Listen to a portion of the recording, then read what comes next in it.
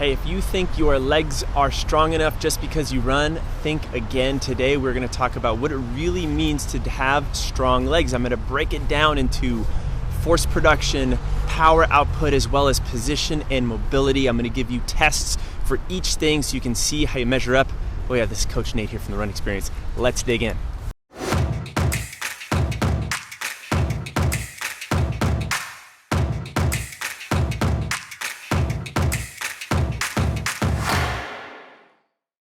These days, most runners accept strength as a thing, but when we talk about what movements and exercises we're doing, you see things across the board, from side planks to clamshell exercises to runners getting on the leg press. And it's important to think about from the big picture what all these exercises are really trying to do. When I think about running strength, what I think about is how you look and feel the last mile of your race. Does your last mile look as good as your first mile? And what are the things you need to do to go into that? So today, we're gonna break your strength training down into a couple different categories. Your ability to produce force, your ability to produce power, your ability to maintain strong, stable positions from start to end, as well as your ability to increase your range of motion so that you can also maintain those positions too, that mobility piece that's in there. You'll get an assessment on each single piece to know where you measure up, as well as some exercise suggestions. Let's dig into it. All right, so we want to talk about force production, our body's neuromuscular ability to recruit more of everything. And the best way we do that is bigger whole body movements with exterior load. Now, I don't have anything on me because I'm in this beautiful outdoor place, but we're gonna show you some footage of Sermo squatting. And that's one of the things that I wanna start with first. One of our key things we love to start runners with is learning how to squat, and learning how to squat with the bar on our back. It's called the back squat. I set myself up here, I've got this bar, I'm pulling myself down. That heavier load is not only forcing me to recruit more from my powerful quads, hamstrings, and glutes to get those firing. It is an incredible midline challenger and stabilizer, forcing my abdominals to work harder, my spinal erectors to work harder, basically everything to be really strong and stable, tightened up. And as I said, it doesn't have to be fast, right? But it's just challenging my ability to really recruit and produce. Good movements are, say, like a deadlift, pulling something up off the ground. We're looking for, say, a lower skill alternative, a leg press works really well here too. So are you doing those movements? Elite runners are squatting somewhere between 100 and 150 pounds, which is pretty much their body weight. So good assessment is, hey, do I feel comfortable back squatting my body weight? Can I get into that ballpark?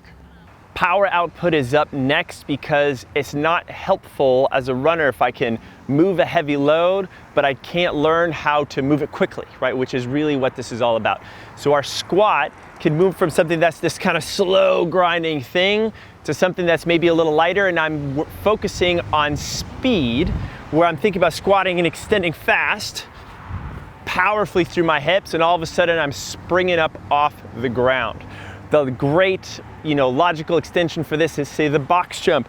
These boxes are decently high. Can I go ahead and jump down here? Land nice and lightly up here. Working on sets of, say, 3 to 5. Doesn't have to be crazy amount. And of course, start with something that's nice and low and comfortable. Barring that, just work on those box jumps. But starting to add in sets of 5 to 10 box jumps of different heights, learning how to be powerful through those hips after I've learned how to create force through, say, heavy squatting. Oh, guys, this is no way to live. Posture and position matters, and I'm sitting down here texting on my phone because, believe it or not, how you sit and stand all day has a huge effect on what you look like at the end of your race. And if you're someone who's been really excited to see your race photos and you look at them and you're like, man, I look like that, and you're like, you do, right? So being able to be more aware of how you sit and stand is huge. Now, we're gonna talk about a strength piece in a second, but I would be remiss if I didn't talk about all the hours you spend not training and you spend working or commuting or anything. So if I'm someone who tends to stand in line like this in the coffee shop with my arms here, I'm just propped up on one hip, or I'm just sitting a little slouched and hunched over, this is me telling my body, I like these positions, and when I'm not thinking, this is where I want to go. So this converts into this when I'm running. Simple test, can you go for 10 minutes at work thinking about posture and just set an alarm, and from 10 minutes from now, can you still be nice and beautifully upright? If you're not, you owe yourself one burpee, and then you can go back to work. Can you go from 10 minutes to 20 minutes to 30 minutes to longer? Look around, be super aware of what people are doing at coffee shops, and all of a sudden this will start to become more of a thing for you, and it's gonna translate nicely to your running. So now we've gotten that awareness piece out of the way, we can start to talk about the strength that's needed just to support our system, all the muscles surrounding our major joints and surrounding our spine that basically keeps things in line, right? Once we're sitting tall, we have everything stacked from our ears, our shoulders, our hips, and then if we're standing down to our knees and our ankles, do we have all the postural muscles really supporting ourselves? And notice I'm not using the word core because I'm trying to get us away from just thinking about our abdominals and thinking more about our whole body. So my favorite exercise to work on this is not just a regular plank, but a reverse plank. So I'm gonna start with my fingers facing my toes. They're gonna go right underneath my shoulders. I'm gonna press my hips up.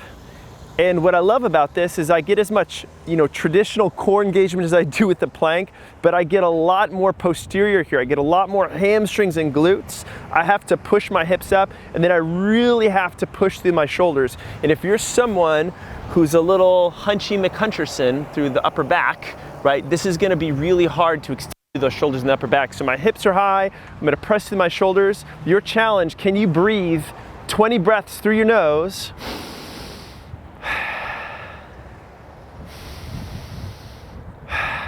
That kind of rhythm, staying high in that reverse plank.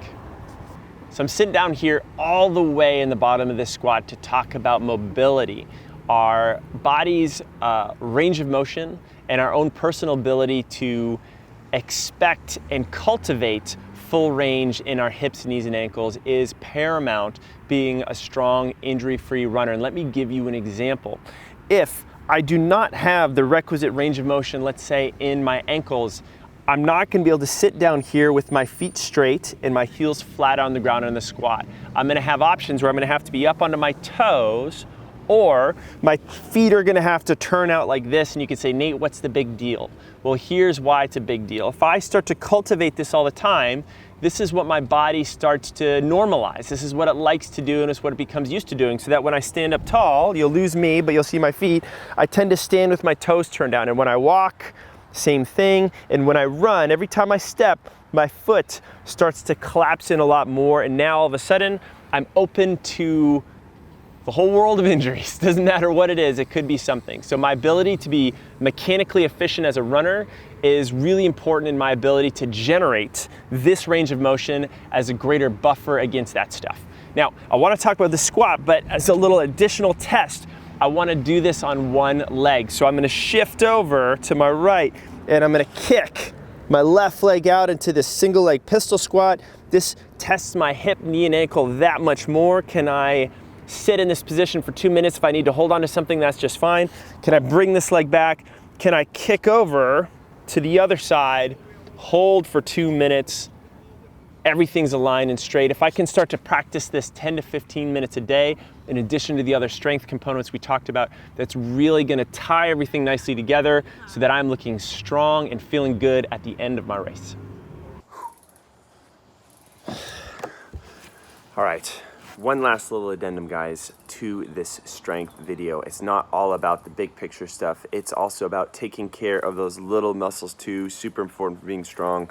I like to call that the nook and cranny strength. So remember, the work that does and focuses on your ankles, your feet, your hips, the single leg squats, quarter squats, bridges, side planks, ankle circles, toe walking, little half, heel and toe calf raises. All of that is huge in playing a supporting role with the bigger picture stuff we just talked about. And they really go together. So if I focus on one without the other, I only have half of the coin. I know I forgot to put this in. I'm putting this in now. This morning I just had my coffee. What can you say? Speaking of, I'm gonna go have some more. Okay, when it comes to running strength, we really wanna talk about, what do we wanna talk about? What do we wanna talk about? Oh man, how do I?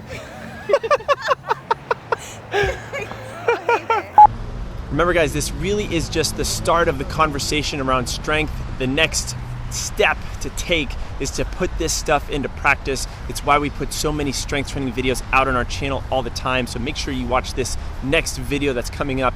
Of course, if you liked this video, please let us know. Hit that like button down below. It helps us out a lot. Drop any comments or questions on this. This is one of our favorite conversations, one of my favorite conversations.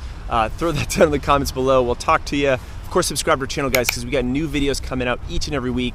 We want you to be in the know. Speaking of, I got to keep enjoying the sun, get a little bit more of a tan, and keep filming. I'll see you guys in the next one.